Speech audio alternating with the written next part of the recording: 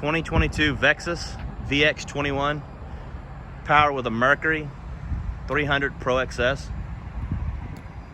This is for Pro staff member Cory Rambo. We're gonna highlight this boat, some of the changes they made, what Cory likes about the boat, and the reasoning why he went from a VX20 to a 21 this year, and a couple of other options that he added. You guys can see some of the new options in here, and we'll go through that. Tell you what our thoughts and what we like about it. Leave us a like, follow us, ask questions, let us know what you think. I'm gonna get Cory, ask him some questions, and we'll go from there. So this is Cory Rambo, Rambo Outdoors, Sam Rayburn stud, high school fishing captain, man of many talents. We're gonna let him talk to you about his boat. So Cory, this is what, your third Vexus? This is actually my second Vexus. Okay. The first one I had was actually my boss's that I run until my first one come in. So there's a few things. The reason that I jumped from the 20 to the 21, which, don't get me wrong, the 20 is an awesome boat. We were up in Dallas last year, or actually this year, for the Vexus tour for the Bassmaster Classic.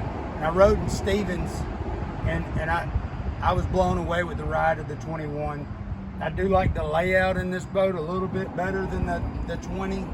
The ride, I went up to 300 horsepower, so that does, the speed ought to be right around the same as the 20. The 21 does have this day box right here where you can keep your fishing tackle in there, and it's just, the 20 doesn't have that. Really, that's the only difference as far as the layout. Vexus is dual mounts for their depth finders are extremely tough, rigid. I really like that. They're kind of countersunk in there. It makes it look real neat, keeps it a little lower profile. Cory, what'd you go with? We went with all Solix units this year, so two? Yes, I got two Solix 12s in the front, and I got a Solix 15 in the dash. Some of the few things that I changed up this year from last year is I went with the dual console this year. And if you can look inside the cockpit, there's so much room in this Vexus, and it's so big and open. There's really not a reason not to have that extra protection and storage over there.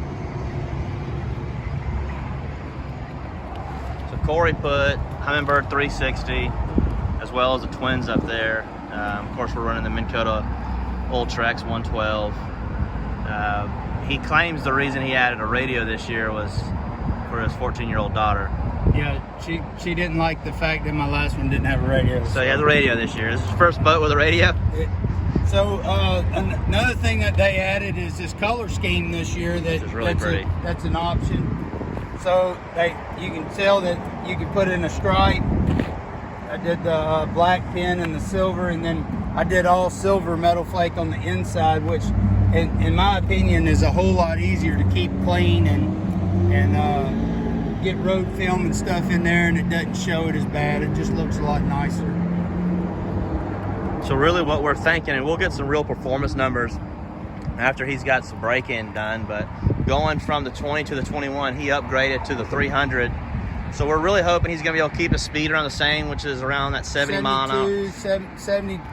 Now my 20, I did see 73 out of it, but tournament loaded several times, fishing the live well, the whole 9 thing on my 20.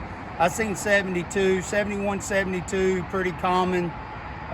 You know, if you were running into a headwind, you know, full of fuel and everything, every now and then, you know, it stay around 69, 70, but it almost always goes 70, 71. So hopefully upgrading to that 300 on this 21-foot boat. Keep you in that same speed. Which they still be real close to the same. He had me giggling a little bit ago because he took his trolling motor strap off And I asked him, I said, well, you don't keep that on? And he told me in this boat you don't need it. So I thought that was pretty interesting. No bouncing on your trolling motor. That's a huge feat on a bass boat. So last year, after all the tournaments, bad weather, everything that we went through for a whole year, my boat, and this was a 20-footer last year, me and Rusty in a tournament slammed one wave out of the entire season where it actually jarred the boat. These boats are just, the ride on these are just incredible. Well, I'm going to let him take this boat home and try to squeeze it in his garage. If you have any questions, feel free to reach out to us. Pete Jorgensen Marine, Beaumont, Texas. Also Lake Sam Rayburn. Come by and see us. Give us a call. Like us. Do everything we can for you. Thank you.